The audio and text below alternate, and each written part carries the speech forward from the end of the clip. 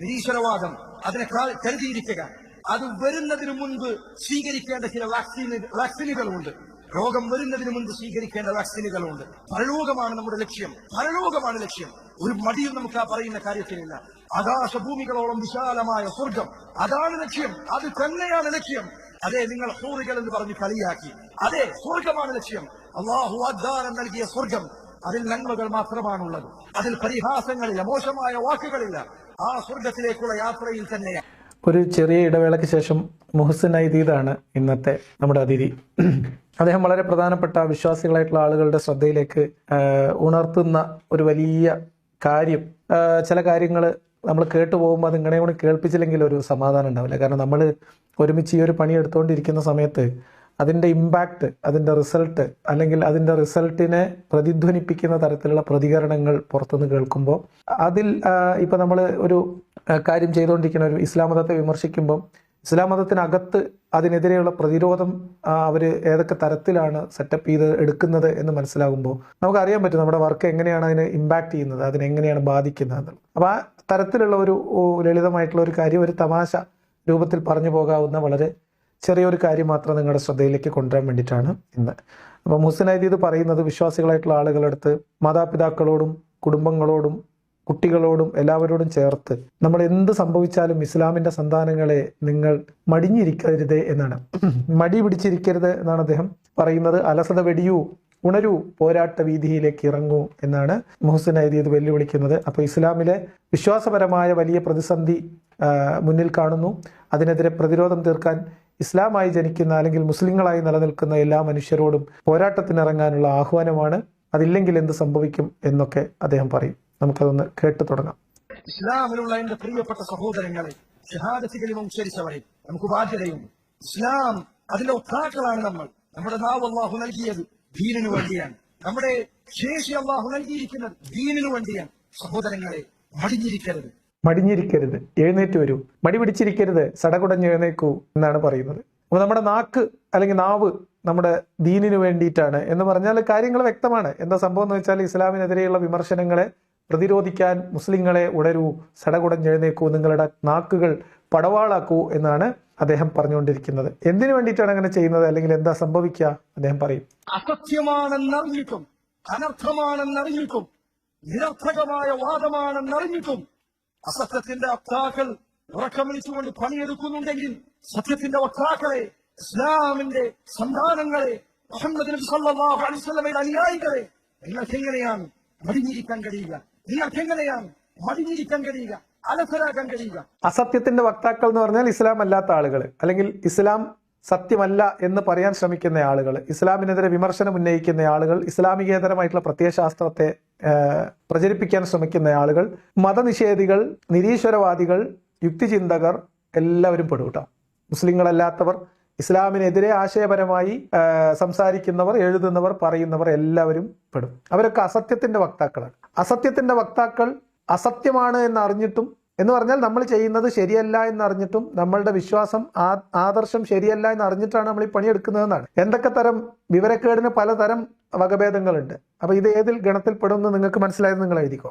ഏതൊരു മനുഷ്യനും അവന് ബോധ്യമുള്ള കാര്യത്തിന് വേണ്ടിയാണ് പണിയെടുക്കുന്നത്. നമ്മളൊക്കെ ഇസ്ലാം മതം എന്താണെന്ന് മനസ്സിലാക്കി, അത് ഇന്നത്തെ കാലത്ത് മനുഷ്യർക്ക് ഉപകാരപ്രദമല്ല എന്ന് മനസ്സിലാക്കി, അത് മനുഷ്യന്റെ ജീവിതത്തെ പലതരത്തിലും ബാധിക്കുന്നുണ്ടെന്ന് മനസ്സിലാക്കി അതിൽ നിന്ന് പുറത്തു കിടക്കുകയും അതിനകത്ത് ഇപ്പോഴും അതെന്താണെന്ന് മനസ്സിലാകാതെ കുടുങ്ങിക്കിടക്കുന്നത്, കെണിയാണ്, നമ്മളൊരു കെണിയിലാണ് അകപ്പെട്ട് കിടക്കുന്നത് എന്ന് മനസ്സിലാകാതെ അതിനകത്ത് ചുറ്റിത്തിരിയുന്ന ആളുകളെ, കൂട്ടരെ നിങ്ങളൊരു കെണിയിൽ അകപ്പെട്ടിരിക്കുകയാണ്, നിങ്ങൾ അതിൽ നിന്ന് പുറത്തു കിടക്കൂ എന്ന് പറയാൻ ശ്രമിക്കുമ്പോൾ, അല്ലെങ്കിൽ അത് നിങ്ങൾ മനസ്സിലാക്കൂ എന്ന് പറയാൻ ശ്രമിക്കുന്നത് ആത്മാർത്ഥമായിട്ടാണ്. വാസ്തവത്തിൽ ഇത് അറിയാത്തത് ആർക്കാണ്? സത്യം മനസ്സിലാവാത്തത് ആർക്കാണ്? ഇന്നും അതിനകത്ത് കുടുങ്ങിക്കിടക്കുന്ന നിരപരാധികളായിട്ടുള്ള മനുഷ്യർക്കാണ്. ഇവരെ പോലെയുള്ള ആളുകൾക്ക് ചിലർക്കൊക്കെ സത്യം മനസ്സിലായിട്ടുണ്ടാവാം. ഒരുപക്ഷെ ഇദ്ദേഹത്തിനും കാര്യങ്ങൾ മനസ്സിലായിട്ടുണ്ടാവില്ല.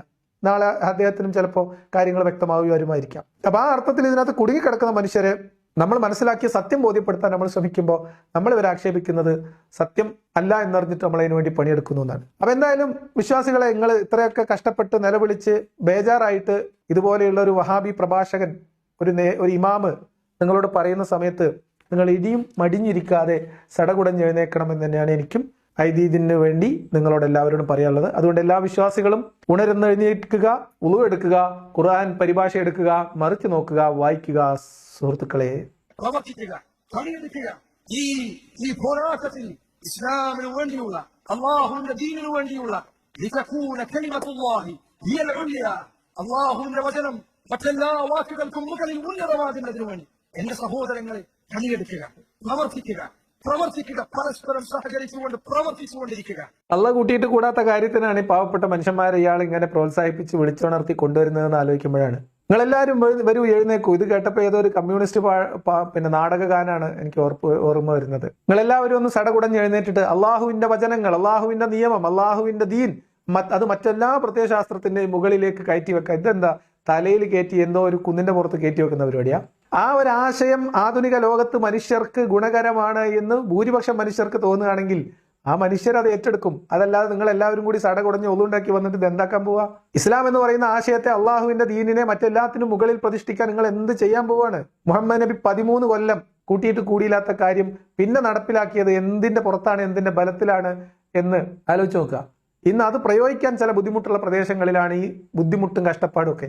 ഇപ്പൊ അഫ്ഗാനിസ്ഥാനിലും ഇറാനിലും ഒന്നും ഈ പ്രശ്നമില്ലല്ലോ, ഈ നിലവിളിയില്ലല്ലോ അധികം. പാകിസ്ഥാനിലുണ്ട്. കാരണം ഇസ്ലാമിനെ അന്ന് മുഹമ്മദ് ഉപയോഗിച്ചിരുന്ന ടൂള് അല്ലെങ്കിൽ അതിന്റെ അഡ്വാൻസ്ഡ് ആയിട്ടുള്ള ആയുധങ്ങളുടെ ഭയത്തിൽ ഈ ഖുർആൻ അടിച്ചേൽപ്പിക്കാൻ പറ്റുന്ന പ്രദേശങ്ങളിലൊന്നും ഈ നിലവിളി ശബ്ദമില്ല. അവിടെ അങ്ങ് ഇമ്പോസ് ചെയ്യാണ്. അവിടെ ആയിരക്കണക്കിന് മനുഷ്യർ, ലക്ഷക്കണക്കിന് മനുഷ്യർ തെരുവിലിറങ്ങി സമരം ചെയ്താലും നൂറുകണക്കിന് ആയിരക്കണക്കിന് മനുഷ്യർ മനുഷ്യത്വ വിരുദ്ധമായ ഇസ്ലാമിക നിയമങ്ങളുടെ നിർബന്ധിതമായിട്ടുള്ള അടിച്ചേൽപ്പിക്കലിനെതിരെ സമരം ചെയ്ത് മരിച്ചു വീണാലും അധികാരമുള്ളിടത്ത് ആയുധം പ്രയോഗിക്കാൻ പറ്റുന്നിടത്ത് അവരത് ചെയ്യുന്നുണ്ട്. അവിടെ നിലവിളിയുടെ ആവശ്യമില്ല. അപ്പൊ അങ്ങനെ അവിടെ പൊക്കി വെക്കാൻ പറ്റാത്ത പൊതു ഇടങ്ങളിൽ ഇസ്ലാമിനെ തലയുടെ മുകളിൽ പൊക്കി വെക്കാൻ എന്താണ് ചെയ്യുക? ഇതിനകത്ത് വേണ്ടേ? അതുകൊണ്ട് നിങ്ങളെല്ലാവരും ഒന്ന് ഇറങ്ങി വരി. എന്താണ് പ്രശ്നം? എന്തിനാണ് ഇദ്ദേഹം ഇങ്ങനെ നിലവിളിക്കുന്നത് എന്ന് കേട്ടിട്ട് മനസ്സിലാവാത്തവർക്ക് അതുകൂടി പറഞ്ഞുതരും. അല്ലാഹു സുബ്ഹാനഹു വ തആലയുടെ ദീൻ, അതിന്റെ സത്യതയും അതിന്റെ യാഥാർത്ഥ്യവും ജനങ്ങളെ ബോധ്യപ്പെടുത്താൻ നാം ഓരോരുത്തരും ഒരു നിലക്കല്ലെങ്കിൽ മറ്റൊരു നിലക്ക് ബാധ്യസ്ഥരാണ്. അതുകൊണ്ട് സഹോദരങ്ങളെ ഈ കാര്യം നിങ്ങൾ ശ്രദ്ധിക്കണം. അതെ, അള്ളാഹുവിന്റെ ദീൻ സത്യമാണ് എന്ന് മറ്റുള്ള മനുഷ്യന്മാരെ ബോധ്യപ്പെടുത്താൻ അള്ളാഹ്ക്ക് പോലും കഴിഞ്ഞിട്ടില്ലാത്ത സ്ഥിതിക്ക് ഈ പാവപ്പെട്ട മനുഷ്യന്മാരെ വിളിച്ചുണർത്തി വെറുതെ എന്താ പറയാ, യുദ്ധ വഴിയിലിറക്കിയിട്ട് എന്താ കാര്യം? പോരാട്ട വഴിയിലിറക്കിയിട്ട് എന്താ കാര്യം? ഇത് കാലം പോകും തോറും ഇതിന്റെ നിരർത്ഥകത മനുഷ്യർക്ക് ബോധ്യപ്പെടുക എന്നുള്ളതാണ് സ്വാഭാവികമായിട്ട് സംഭവിക്കാൻ പോകുന്നത്.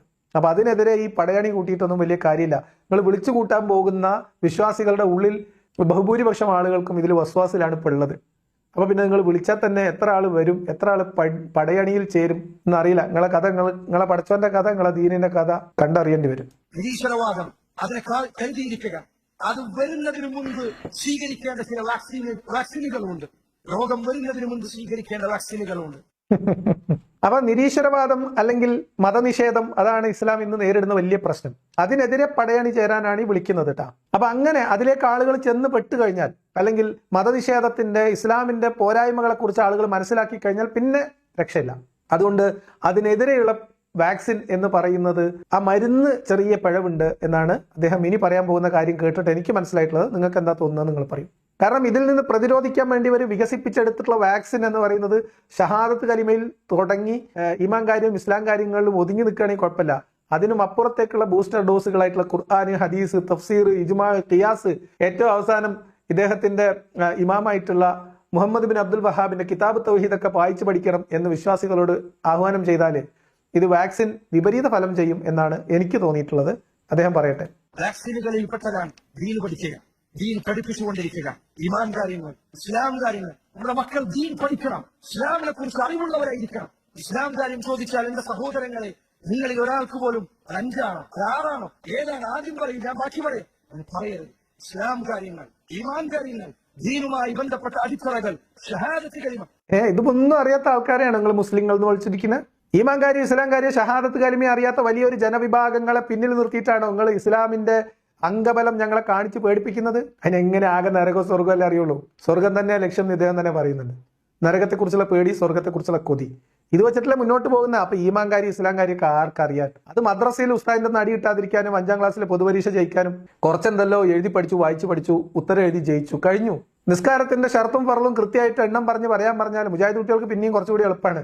കുറച്ച് എണ്ണം കുറവാണല്ലോ. പക്ഷെ സുന്നി മദ്രസയിൽ പഠിച്ച് ഒരു 10 കൊല്ലം കഴിഞ്ഞ കുട്ടികളോട് ചോദിച്ചു നോക്കി, ഒരെണ്ണത്തിനറിയില്ല. നിസ്കാരത്തിൽ ഓതുന്ന ഈ അത്തഹിയാത്തിലെ സ്വലാത്തുണ്ട്, അത് നിങ്ങൾ ഒരു 10 വിശ്വാസികളെ വിളിച്ച് ചൊല്ലിപ്പിച്ചാൽ 6 ആളുടെയും തെറ്റും.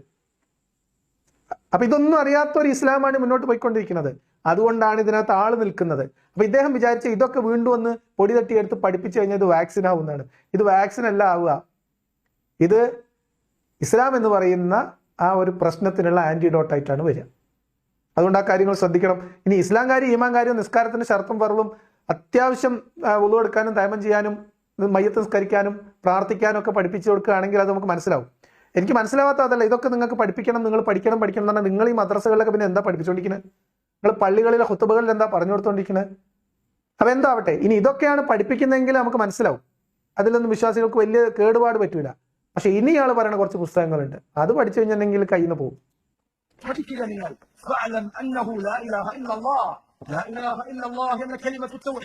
നിങ്ങൾ പഠിക്കണം. ആരോടാണ് പറഞ്ഞത്? മുഹമ്മദുൻ റസൂലുള്ളാഹി സ്വല്ലല്ലാഹു അലൈഹി വസല്ലമയോട്. മുഹമ്മദ് നബിനോട് എന്ത് പഠിക്കണം എന്ന് എഴുത്തും വായന അറിയാത്ത ആളോട് വായിക്കുക എന്ന് പറഞ്ഞാൽ പഠിച്ചവൻ പഠിക്കുക എന്തെടുത്ത് പഠിക്കും, എവിടുന്ന് എടുത്ത് പഠിക്കും? അപ്പൊ മുഹമ്മദ് നബിനോട് വരെ അള്ളാഹ് പറഞ്ഞിട്ടുണ്ട് പഠിക്കാന്. അതുകൊണ്ട് മക്കളെ നിങ്ങൾ എഴുന്നേക്ക്, പഠിക്കുക, ഒളു ഉണ്ടാക്കുക, നിസ്കരിക്കുക, ഖുർആനോത്, മദ്രസയ്ക്ക് പോകുക, എഴുത്തും വായനയും പഠിക്കുക, ഇസ്ലാം കാര്യം പഠിക്കുക, ഈമാൻ കാര്യം പഠിക്കുക. കാരണം നിരീശ്വരവാദം പടിവാതിൽക്കൽ എത്തി നിൽക്കുന്നു, മതനിഷേധം നമ്മളെ ഈമാനിനെ കാർന്നു തിന്നുകൊണ്ടിരിക്കുന്നു. അതുകൊണ്ട് എത്രയും പെട്ടെന്ന് ഈ കാര്യങ്ങളൊക്കെ പഠിച്ചിട്ട് അതിനെതിരെയുള്ള പ്രതിരോധ വാക്സിനായിട്ട് അതിനെ സ്വീകരിക്കൂ എന്നാണ് ഉസ്താദ് പറയുന്നത്. അതിന് പുറമെ മദ്രസയിൽ പോയിട്ട് ഈമാൻ കാര്യം ഇസ്ലാം കാര്യം പഠിച്ചിട്ട്, അതുകൊണ്ട് സഹോദരങ്ങളെ ദീൻ പഠിക്കുക, ദീനിന്റെ ഗ്രന്ഥങ്ങൾ പഠിക്കുക. അതിനുവേണ്ടി പണ്ഡിതന്മാർ എഴുതിയ അനേകം ഗ്രന്ഥങ്ങളുണ്ട്. അൽ-ഉസൂൽ സലാസ എന്ന ഗ്രന്ഥം പോലെ, കിതാബു തൗഹീദ് എന്ന ഗ്രന്ഥം പോലെ, അഖീദത്തുൽ വാസിത്തി എന്ന ഗ്രന്ഥം പോലെ നമ്മുടെ വിശ്വാസത്തെ കുറിച്ച് പഠിപ്പിച്ചു നൽകുന്ന ഗ്രന്ഥങ്ങളും നിങ്ങൾ പഠിക്കണം. സഹോദര മുസ്ലിമേ, ഇഖ്റഅ ബിസ്മി റബ്ബിക്കൽ ലദീ ഖലഖ് എന്ന വിളി കൊണ്ട് തുടങ്ങിയ മതത്തിന്റെ അനുയായികൾ പഠിക്കണം. നമുക്ക് വിവരമുണ്ടാകണം, വിജ്ഞാനമുണ്ടാകണം, ഉപകാരപ്രദമായ അറിവ് നേടിയെടുക്കണം. ആ കാര്യത്തിൽ നമ്മൾ അമാന്തം കാണിച്ചു പോകരുത്. ഇത്രയൊക്കെ മറ്റുള്ളവരെ പഠിപ്പിക്കാൻ പ്രേരിപ്പിക്കും. അതിനിടയിൽ പറഞ്ഞ ഒരു പുസ്തകത്തിന്റെ പേര് കേട്ടത് കൊണ്ട് ഞാൻ ഇവിടെ മുഹസിൻ ഐദീദിന് ഒരു വെല്ലുവിളി വെക്കുകയാണ്. നിങ്ങൾ ഇപ്പൊ പറഞ്ഞ പുസ്തകങ്ങളുടെ കൂട്ടത്തിൽ കിതാബു തൗഹീദ് എന്ന പുസ്തകം പദാനുപദം അർത്ഥം മാറ്റാതെ ആശയം നേർപ്പിക്കാതെ മലയാളത്തിലേക്ക് പരിഭാഷ ചെയ്ത് അച്ചടിച്ച് പ്രസിദ്ധീകരിക്കാൻ നിങ്ങൾക്ക് ധൈര്യമുണ്ടോ? ഞാൻ ഈ ചാനലിലൂടെ അത് ആളുകളിലേക്ക് എത്തിക്കാൻ തയ്യാറാണ്. ഈ കിതാബ് തൗഹീദ് എന്ന് പറഞ്ഞ പുസ്തകം നിങ്ങൾ എന്തിനുള്ള പുറപ്പാടാണ്? മുഹമ്മദ് ബിൻ അബ്ദുൽ വഹാബിന്റെ കിതാബ് തൗഹീദ് എന്ന പുസ്തകത്തിന്റെ മലയാളം പരിഭാഷ മുഹമ്മദ് ബിൻ അബ്ദുൽ വഹാബ് ഉദ്ദേശിച്ച അർത്ഥങ്ങളിൽ ഒരു മാറ്റവും വരുത്താതെ പദാനുപദം മലയാളത്തിലേക്ക് തർജ്ജമ ചെയ്ത് പ്രസിദ്ധീകരിക്കാൻ ഇവിടുത്തെ മുജാഹിദുകൾ തയ്യാറുണ്ടോ? ഉണ്ടെങ്കിൽ ആ പുസ്തകം ഈ ചാനലിൽ നമ്മൾ വായിച്ച് നിരൂപണം നടത്തും. അല്ലാതെ അത് പഠിക്കുക പറഞ്ഞ കാര്യമല്ല. പുസ്തകം കിതാബ് കിട്ടാൻ വേണ്ടേ? കിതാബ് തൗഹീദൊക്കെ വായിക്കാത്ത ജസ്റ്റ് ഖുർആനും ഹദീസും വായിച്ച കോലാണ് ഇപ്പൊ നമ്മളൊക്കെ എത്തി നിൽക്കുന്നത്. ഇനി നിങ്ങൾ കിതാബ് തൗഹീദൊക്കെ പഠിക്കാൻ പറഞ്ഞാൽ വായിക്കാൻ പറഞ്ഞാൽ എന്തായിരിക്കും കഥ? അതുകൊണ്ട് ഇത് നിങ്ങളൊരു ചലഞ്ചായിട്ട് ഏറ്റെടുത്തോളൂ. വേണമെങ്കിൽ നമുക്ക് അതിന്റെ പകുതി ചെലവ് നമുക്ക് പങ്കിട്ടെടുക്കാം. പക്ഷെ അർത്ഥം മാറ്റരുത്, നിങ്ങളുടെ ഉടായ്പൊന്നും കാണിക്കരുത്. മുഹമ്മദ് ബിൻ അബ്ദുൽ വഹാബ് എഴുതിയ ഗ്രന്ഥം അതുപോലെ മലയാളത്തിലേക്ക് തർജ്ജമ ചെയ്ത് പ്രസിദ്ധീകരിക്കും. എന്നിട്ടല്ലേ ആൾക്കാർക്ക് വായിക്കാൻ കൊടുക്കുന്നത്? നമ്മളത് ചെയ്യണം എന്ന് ആഗ്രഹിക്കുന്ന ഒരു ഗ്രന്ഥമാണ്. അതുകൊണ്ടാണ് ഈ പറഞ്ഞത് കിതാബ് തൗഹീദൊക്കെ മലയാളത്തിലേക്ക് എഴുതണം. പക്ഷെ അത് എഴുതി കഴിഞ്ഞാൽ നമ്മൾ തീവ്രവാദ കേസിൽ അകത്തു പോകുന്നുള്ള പേടിയും കൂടി നമുക്കുണ്ട്. അപ്പൊ അതുകൊണ്ട് ഇതൊരു ചലഞ്ചായിട്ട് ഏറ്റെടുക്കും. അപ്പൊ ഇത്തരം കിതാബുകൾ ഉള്ളത് കൊണ്ടാണ് ഈ ലോകത്ത് ഇന്ന് ഈ കാണുന്ന പ്രശ്നങ്ങളൊക്കെ ഉണ്ടാവുന്നതെന്ന് ആദ്യം മുഹസിൻ ഐദീദ് മനസ്സിലാക്കണം. ഈ പ്രശ്നങ്ങളൊക്കെ ഉള്ളത് കൊണ്ടാണ് ആളുകൾ ഇസ്ലാം എന്താണ് എന്ന് തിരിച്ചറിയുന്നത്. അതുകൊണ്ടാണ് അവർ ഖുർആനിലും ഹദീസിലും ഒക്കെ ഇതുള്ളത് തന്നെയാണോ ഈ കിതാബിൽ എഴുതി വെച്ചിട്ടുള്ളത് എന്ന് പരിശോധിക്കാൻ പോകുന്നത്. അങ്ങനെയാണ് ഇത് കിതാബും കണക്കാണ്, ഹദീസും കണക്കാണ്, ഫിഖ്ഹും കണക്കാണ്, ഇജ്മാഉം ഖിയാസും, പിന്നെ ഈ പറഞ്ഞ പോലെയുള്ള തൗഹീദും അഖീദയും ഒക്കെ പ്രശ്നമാണ് എന്ന് മനസ്സിലാക്കിയിട്ട് ആളുകൾ മതം വിട്ടു പോകുന്നത്. അപ്പൊ അത് മതം വിട്ടു പോകുന്ന ആളുകൾ പിടിച്ചു നിർത്താൻ വേണ്ടിയിട്ടുള്ള വാക്സിനായിട്ട് നിങ്ങൾ നിർദ്ദേശിക്കുന്നത് കിതാബ് പഠിക്കലാണെങ്കിൽ അത് നിങ്ങളെ തിരിഞ്ഞു കൊത്തും എന്ന കാര്യത്തിൽ ഒരു സംശയവും വേണ്ട. നമ്മുടെ കുട്ടികൾ, സഹോദരങ്ങൾ, അവരെ നിങ്ങൾ ശ്രദ്ധിക്കണം. അവരെന്താണ് കാണുന്നത്, അവരാരോടാണ് സംസാരിക്കുന്നത്, അവരുമായി നമുക്ക് നല്ല ബന്ധമുണ്ടാകണം. കുട്ടികൾക്ക് അവരുടേതായ ലോകം, രക്ഷിതാവിന് അവന്റേതായ ലോകം അങ്ങനെ ആകാൻ പാടില്ല. നമ്മുടെ മക്കൾ അവർ നമ്മുടെ ഏറ്റവും വലിയ സ്വത്തുക്കളാണ്. ആകെ കൂടെ ബേജാറാണ്. എനിക്ക് എങ്ങനെ പറഞ്ഞിട്ടാണ് ഞാൻ ഇയാളിനെ സമാധാനിപ്പിക്കേണ്ടതെന്ന് മനസ്സിലാവണില്ല. വാക്കുകളില്ല ഇദ്ദേഹത്തിന്റെ ആ ബേജാറും വെപ്രാളും കണ്ടിട്ട്. ഇത് ഇതിന്റെ സ്വാഭാവിക പരിണിതിയാണ് കേട്ടോ. നിങ്ങൾ ഇത്ര കാലം ചെയ്തു കൂട്ടിയതിന്റെ, മുഹമ്മദ് അക്കാലത്ത് ചെയ്തു കൂട്ടിയതിന്റെ, പിന്നെ അത് കിതാബിൽ കുത്തിക്കൂട്ടി വെച്ചതിന്റെ, അത് പിന്നീട് പ്രയോഗിക്കാൻ തുടങ്ങിയതിന്റെ, പിന്നെ ആളുകളൊക്കെ ഇത് മറന്നു തുടങ്ങിയ കാലത്ത് മുഹമ്മദ് ബിൻ അബ്ദുൽ വഹാബ് തൗഹീദും കൊണ്ട് വന്നിട്ട് ഇതിനെ ആ കാലത്തേക്ക് തിരിച്ചു കൊണ്ടുപോകാൻ ശ്രമിച്ചതിന്റെ, അതിനുവേണ്ടി രക്തം ചീന്തിയതിന്റെ, അതിനുവേണ്ടി മുസ്ലിങ്ങളെ പോലും കൂട്ടക്കൊല ചെയ്തതിന്റെ, പള്ളികൾ പോലും പൊളിച്ചതിന്റെ, നിങ്ങൾ എന്നിട്ട് പുനഃസ്ഥാപിച്ച യഥാർത്ഥ തൗഹീദിന്റെ സൈഡ് എഫക്റ്റ് ആണ് ഇപ്പോൾ ഈ ലോകത്ത് കണ്ടുകൊണ്ടിരിക്കുന്ന പൊട്ടലും ചീറ്റലും ഒക്കെ. അത് ആധുനിക ലോകത്ത് അറിവുള്ള മനുഷ്യന്മാർ, ചിന്തയുള്ളവർ, ബുദ്ധിയുള്ളവർ വായിക്കുകയും മനസ്സിലാക്കുകയും ചെയ്തപ്പോൾ ഇത് ആ നൂറ്റാണ്ടിലെ ആ ഹന്തക്കിന്റെ കിടങ്ങിൽ മൂടിയിടേണ്ടതായിരുന്നു എന്ന് ബോധ്യമുള്ള ആളുകൾ അത് ഉപേക്ഷിച്ച് പുറത്തു വരുന്നു. അത് നമ്മൾ ആരും എന്തെങ്കിലും ചെയ്തിട്ടാണോ? നമ്മളിവിടെ ഏതെങ്കിലും തരത്തിൽ കുത്തിവെപ്പ് കൊടുത്തിട്ടാണോ നടക്കുന്നത്? അല്ല. അപ്പൊ അതുകൊണ്ട് നിങ്ങൾ ആന്റി വാക്സിൻ കുത്തിവെച്ചാൽ നടക്കും, മീൻസ് വാക്സിൻ കുത്തിവെച്ചിട്ട് വല്ല കാര്യമുണ്ടോ? ഇല്ല. അതിന് പകരം നിങ്ങളുടെ കുട്ടികളെ ബുദ്ധി, ചിന്ത തുടങ്ങിയിട്ടുള്ള കാര്യങ്ങളെ മരവിപ്പിക്കാൻ വല്ലതുണ്ടോ എന്ന് ആലോചിച്ചോ. അത് മാത്രമാണ് നിങ്ങൾക്ക് ഇസ്ലാമിനെ ഇനി പിടിച്ചു നിൽക്കാൻ ഏക മാർഗം. രണ്ടാമത്തെ കാര്യം ചെയ്യേണ്ടത്, നിങ്ങൾ ഈ പറയുന്നത് ഒരു തന്ത്രപരമായ പരിപാടിയല്ല, അതൊരു അബദ്ധമായിരിക്കും. ഖുർആനും ഹദീസും ഫിഖ്ഹും അഖീദയും ഒക്കെ പഠിപ്പിച്ചു കൊടുക്കുക എന്ന് പറയുന്നത്. അതിനേക്കാളും നല്ലത് എനിക്ക് തോന്നുന്നത് കുട്ടികൾക്ക് നിങ്ങൾ കുറച്ച് സാധനങ്ങൾ പറഞ്ഞു കൊടുക്കുക, ഇതാണ് ഇസ്ലാം എന്ന് പറയാം. എന്നിട്ട് ബാക്കി ഗ്രന്ഥങ്ങളും അറിവുകളും കുട്ടികളുടെ കയ്യിൽ പെടാതെ സൂക്ഷിക്കുക. നമ്മളിൽ അപകടം പിടിച്ച സാധനങ്ങൾ കുട്ടികളെ കയ്യിൽ കിട്ടാതെ പ്രത്യേകമായിട്ട് സംരക്ഷിച്ച് നിർത്തും. അതുകൊണ്ട് ഒരിക്കലും അമാനി മൗലവിന്റെ തഫ്സീർ ഒന്നും കുട്ടികളുടെ അടുത്ത് കൊടുക്കരുത്. ഇപ്പൊ തന്നെ എം അക്ബറും ജബ്ബാർ മാഷും നടത്തിയ സംവാദത്തിന്റെ ഫലം നിങ്ങൾക്ക് അറിയില്ലേ? അതുകൊണ്ട് പരമാവധി പുസ്തകങ്ങൾ കുട്ടികളുടെ കയ്യെത്തുന്ന ദൂരത്തുനിന്ന് മാറ്റി വെക്കുക. പ്രത്യേകിച്ച് അക്ഷരാഭ്യാസമുള്ള, ചിന്തിക്കാൻ കഴിവുള്ള, ഭൗതികമായിട്ടുള്ള വിദ്യാഭ്യാസം നേടിയിട്ടുള്ള കുട്ടികളുടെ അടുത്ത് ഖുർആനും അതിന്റെ അനുബന്ധമായിട്ടുള്ള കിതാബുകൾ കിട്ടാതിരിക്കാൻ ശ്രമം നടത്തുകയും നിങ്ങൾ കുറച്ച് വാമൊഴിയായിട്ട് പറഞ്ഞു കൊടുക്കുന്ന ഇസ്ലാമായിട്ട് ഒരു സൈഡിൽ കൂടെ തട്ടിത്തടഞ്ഞു പോകാതെ അങ്ങനെ നടന്നു പോകാൻ പറയാം. അതാവുമ്പോൾ നിങ്ങൾക്ക് കുറച്ചുകൂടി ഈ വാക്സിനൊക്കെ എടുത്ത് ആകെ അൽക്കുലത്താവും. അതിനേക്കാളും നല്ലത് ഇതൊന്നും ആൾക്കാരെ മുന്നിൽ എത്തിക്കാതെ, കുട്ടികളുടെ അടുത്ത് ഇതൊന്നും കിട്ടാതെ സുരക്ഷിതമായിട്ട് ഹദീസും ഖുർആനും അതിന്റെ പരിഭാഷയും കാര്യങ്ങളൊക്കെ മാറ്റി വെക്കുക. ഓരിങ്ങനെ നിസ്കാരത്തിൽ ഓതട്ടെ, അതായിരിക്കും നല്ലത് കേട്ടോ. സഹോദരങ്ങളെ, സഹോദരിമാരെ, മരിച്ചാൽ എന്റെ ഉമ്മക്ക് വേണ്ടി എങ്ങനെ പ്രാർത്ഥിക്കണമെന്നറിയാത്ത മക്കളെയാണ് നാം വളർത്തിയെടുത്തത് എങ്കിൽ എന്താണ് അല്ലാഹു നിനക്ക് നൽകിയ മക്കളെ കൊണ്ട് നിനക്ക് ഉപകാരം ഉണ്ടായത്? അല്ലാഹു സുബ്ഹാനഹു വ തആല അവനോട് കരുണയിൽ പ്രാർത്ഥിക്കാൻ സന്താനങ്ങളെ ബാക്കി വെക്കാതെയാണ്, അവരെ പഠിപ്പിക്കാതെയാണ് നീ പോകുന്നത് എങ്കിൽ അവർ A2 B2 പഠിച്ചിട്ടുണ്ട്. നിനക്ക് വേണ്ടി പ്രാർത്ഥിക്കാൻ അവൻ അറിയില്ലെങ്കിൽ എന്ത് ഉപകാരമാണുള്ളത്? അല്ലെ, 10-60 കൊല്ലം ഇവിടെ ജീവിച്ചിട്ട് മര്യാദക്ക് പ്രവർത്തിക്കാതെ മരിച്ചു പോകുന്ന മാതാപിതാക്കൾക്ക് വേണ്ടി മക്കള് അവരുടെ പണിയും തൊഴിലും ഒഴിവാക്കി കുത്തിയിരുന്ന് പ്രാർത്ഥിച്ചിട്ട് ഫലം കിട്ടുന്നതാണോ ഈ പറയുന്നത്? നിങ്ങൾ എന്ത് സിസ്റ്റമാണ്, എന്ത് മെക്കാനിസമാണ് ഉണ്ടാക്കി വെച്ചിട്ടുള്ളത്? ഇതെന്തിനാണ് ഈ മക്കളുടെ പ്രാർത്ഥന എന്ന് പറഞ്ഞ ആൾക്കാരെ ബേജാറാക്കുന്ന അറിയോ? മക്കളെ ഈ മതത്തിനകത്ത് ഈ ചട്ടക്കൂടിൽ ഉറപ്പിച്ച് നിർത്താൻ വേണ്ടിയിട്ടുള്ള ഒരു സൈക്കോളജിക്കൽ സാധനമാണിത്. ദുനിയാവിൽ ബാക്കിയാക്കി പോകുന്നതിൽ ഏറ്റവും ഉപകാരപ്പെടുന്നത് സാലിഹായ മക്കളാണ് എന്ന് പറഞ്ഞാൽ ഈ മക്കൾ മരിക്കുന്നത് വരെ മരിച്ചുപോയ മാതാപിതാക്കൾക്ക് വേണ്ടി പ്രാർത്ഥിക്കും. അപ്പൊ അള്ളാഹ് ഓരോരോ മലക്കുകളെ ഏർപ്പാടാക്കിയാണ് മക്കൾ പ്രാർത്ഥിക്കുന്നുണ്ടെങ്കിൽ ഓരോരോ പാപങ്ങൾ ഇങ്ങനെ മായ്ച്ച് കളയാൻ വേണ്ടിയിട്ട്. എന്തൊരു പൊല്ലാപ്പാന്ന് ആലോചിച്ച്. അപ്പൊ അത് എന്തിനു വേണ്ടിയിട്ടുള്ളതാ? മക്കളൊക്കെ ഇസ്ലാമികമായി വളരുന്നുണ്ട് എന്ന് ഉറപ്പുവരുത്താൻ, മക്കൾ ഈ കെണിയിൽ തന്നെ കൃത്യമായിട്ട് കുരുക്കിയിട്ടിട്ടുണ്ട് എന്ന് ഉറപ്പുവരുത്താൻ വേണ്ടി മാതാപിതാക്കളെ പ്രേരിപ്പിക്കുകയാണ്. മരിച്ചുപോയാൽ നിങ്ങൾക്ക് വേണ്ടി പ്രാർത്ഥിക്കാൻ പറ്റുന്ന മക്കളെ, സന്താനങ്ങളെ നിങ്ങൾ വളർത്തിക്കൊണ്ടുവരണം, അവര് സ്വാലിഹായ സന്താനങ്ങളാക്കി നിങ്ങൾ വളർത്തണം എന്ന തന്ത്രം. ഇപ്പൊ അതും കയ്യിൽ നിന്ന് പോയാ എന്താ പിന്നെ ബാക്കിയുള്ള ഉസ്താദെ? പരലോകമാണ് നമ്മുടെ ലക്ഷ്യം, പരലോകമാണ് ലക്ഷ്യം. ഒരു മടിയും നമുക്ക് ആ പറയുന്ന കാര്യത്തിലില്ല. ആകാശഭൂമികളോളം വിശാലമായ സ്വർഗം, അതാണ് ലക്ഷ്യം, അത് തന്നെയാണ് ലക്ഷ്യം. അതെ, നിങ്ങൾ ഹൂറികൾ എന്ന് പറഞ്ഞ് കളിയാക്കി, അതെ സ്വർഗമാണ് ലക്ഷ്യം. അല്ലാഹു വാഗ്ദാനം നൽകിയ സ്വർഗം, അതിൽ നന്മകൾ മാത്രമാണുള്ളത്, അതിൽ പരിഹാസങ്ങളില്ല, മോശമായ വാക്കുകളില്ല. ആ സ്വർഗത്തിലേക്കുള്ള യാത്രയിൽ തന്നെയാണ്. ആർക്കും ഒരു മടിയില്ല. എന്തെങ്കിലും ഹൂറി എന്ന് പറയുമ്പോൾ മടി വരുന്നുണ്ടോ കുട്ടികളെ? പുതിയ തലമുറയിലെ ആൾക്കാർക്ക് ഹൂറിമാർക്ക് വേണ്ടി ജീവിക്കണം എന്നൊക്കെ പറയുമ്പോൾ എന്തോ ഒരു ജാള്യത പോലെ. ഈമാന്റെ കുറവാണ്, വേറെന്താ? ആരോടും അങ്ങനെ പറയാൻ നിങ്ങൾ മടിക്കേണ്ട. അതെ, ഞങ്ങൾ സ്വർഗത്തിന് വേണ്ടിയിട്ട് തന്നെയാണ്. ഹൂറിമാരുണ്ടെന്ന് പറഞ്ഞിട്ട് കളിയാക്കൊന്നും വേണ്ട, ഞങ്ങൾക്ക് അത് വേണം, അതുണ്ട്, അതന്നെ ഞങ്ങളുടെ ലക്ഷ്യം എന്ന് പറയാവുന്ന ഒരു മാനസികാവസ്ഥ നിങ്ങളെ കുട്ടികളിൽ വളർത്തിക്കൊണ്ടിരണം എന്നാണ് ഉസ്താദ് പറയുന്നത്. വല്ലാത്തൊരു ഇടങ്ങേറല്ലേ? സഹോദരങ്ങളെ, മക്കളെ പഠിപ്പിക്കണം, നിങ്ങൾ പഠിക്കണം. കുടുംബത്തിൽ സഹോദരങ്ങളെ നല്ല മാതൃകകൾ വേണം. മസ്ജിദുകളുടെ ഭാരവാഹികളെ, മസ്ജിദിലേക്ക് വരുന്ന യുവാക്കളെ നിങ്ങൾ പരിഗണിക്കണം, ശ്രദ്ധിക്കണം. അവരെ നിങ്ങൾ ചെറിയ തെറ്റുകളുടെ പേരിൽ ആട്ടിയോടിക്കൽ, എനിക്ക് അറിയില്ലേ, പള്ളിയിലെങ്ങനെ പെരുമാറണമെന്നറിയില്ല, ചോദിക്കൽ. കുട്ടികളെ, സഹോദരങ്ങളെ ദീനിന്റെ സ്വഭാവങ്ങൾ പഠിപ്പിക്കണം, മാതൃകകൾ ഉണ്ടാകണം. അങ്ങനെ ഉണ്ടായിരുന്നു. പള്ളിയിൽ നിസ്കരിക്കാൻ തന്നെ കുട്ടികൾക്ക് ജോക്കരമിട്ടായി വാങ്ങിക്കൊടുക്കും ഉസ്താദെ. പണ്ടുണ്ടായിരുന്നു കുട്ടികളെ സുബഹിക്ക് പള്ളിയിൽ എത്തിക്കാൻ വേണ്ടിയിട്ട് 41 ദിവസം കൃത്യമായിട്ട് സുബഹിക്ക് ഖളാ ആക്കാതെ വന്നാൽ അവർക്ക് സൈക്കിൾ വാങ്ങിക്കൊടുക്കാം എന്ന് പദ്ധതി ഇട്ടിരുന്ന പഴയ പള്ളി കമ്മിറ്റികളുണ്ട്. നിസ്കരിക്കാൻ ഒരു കാലത്ത് കുട്ടികളില്ലാത്ത കാലത്ത്. അവിടെ നിന്നൊക്കെ ചെറിയ കുട്ടികളെ ഉൾപ്പെടെ പള്ളിന്റെ ഉള്ളിലേക്ക് ആട്ടിത്തെളിച്ച് കൊണ്ടുപോയി ഇപ്പൊ ഈ നാനാ ഭാഗത്ത് കൂടി ആൾക്കാർ ഇറങ്ങിപ്പോ അത് എവിടുന്ന പോകണമെന്ന് അറിയാൻ പറ്റുന്നില്ല. ഹരിശ്രീ അശോകൻ പണ്ട് പഞ്ചറൊട്ടിച്ച പോലത്തെ ഒരു അവസ്ഥയാണ്. ഇത് എവിടേക്കിടയ്ക്കിടെ അത് ലീക്കായി പോയിക്കൊണ്ടിരിക്കണമെന്ന് പറയാൻ പറ്റില്ല. അതുകൊണ്ട് വലിയ കഷ്ടപ്പാടാണ്. അതുകൊണ്ട് പള്ളിയിൽ വരുന്ന ആൾക്കാർ ശ്രദ്ധിക്കുക, കുട്ടികളെ ചീത്തയൊന്നും പറയരുത്. അവർക്ക് മിഠായി വാങ്ങിക്കൊടുക്ക്, അവർക്ക് അവിടെ പായസം വെച്ചു കൊടുക്ക്, പള്ളിയിലേക്ക് അങ്ങനെയെങ്കിലും കുട്ടികൾ വരട്ടെ. എന്തൊരു ഗതികേടാണെന്ന് ആലോചിച്ചോക്ക്. പറഞ്ഞില്ലേ, ഏറ്റവും അല്ലാഹു ഇഷ്ടമുള്ള പ്രവർത്തനം എന്നാൽ നല്ല സ്വഭാവമാണ്. നമ്മുടെ സ്വഭാവം ശരിയാക്കണം. നമ്മുടെ സ്വഭാവം മെച്ചപ്പെടുത്തിക്കൊണ്ടേയിരിക്കണം, നന്നായിക്കൊണ്ടേയിരിക്കണം. ഒരു ദിവസവും ഞാൻ നന്നായിട്ടുണ്ട്, ഇനിയൊന്നുമില്ല എന്ന തീരുമാനത്തിലേക്ക് എത്തരുത്.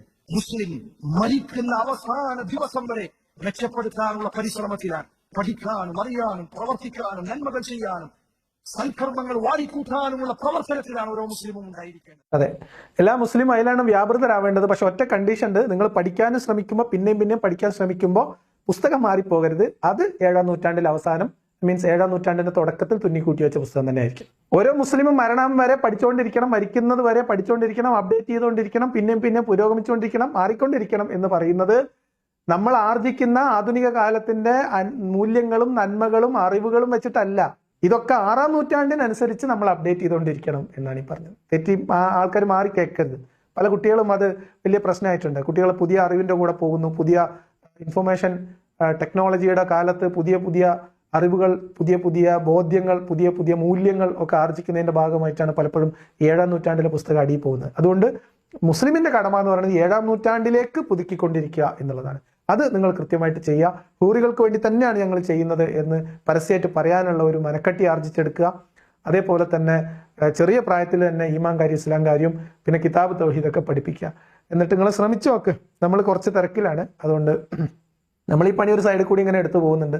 കുറച്ച് പേരല്ലേ ഉള്ളൂ. നിങ്ങൾ വലിയ സംവിധാനവും പള്ളികളും വെള്ളിയാഴ്ച തോറുള്ള ഹുത്തുബയും പിന്നെ ആവശ്യത്തിന് സാമ്പത്തിക പിന്നെ സംവിധാനങ്ങളും നെറ്റ്വർക്കും എല്ലാം ഉണ്ടല്ലോ. അതുകൊണ്ട് നിങ്ങൾ എല്ലാം കൂടെ ഒന്ന് ശ്രമിച്ചു നോക്ക്. നമ്മളൊരു 5-6 ആൾ ഇതുവഴി ഈ സൈഡിലൂടെ ഇങ്ങനെ ഓരത്തൂടെ ആളുകളുടെ തലയിലേക്ക് ചെറിയ ടോർച്ചടിച്ച് അങ്ങനെ പോകുന്നുണ്ട്. അപ്പോൾ നമുക്ക് സമാന്തരമായിട്ട് യാത്രകൾ തുടരാം. ഇതെവിടെ ചെന്ന് അവസാനിക്കും, എങ്ങനെയാണ് ഇതിന്റെ പരിണിതി ഉണ്ടാവുന്നത് എന്ന് നമുക്ക് എല്ലാവർക്കും കാത്തിരുന്ന് കണ്ടറിയാം.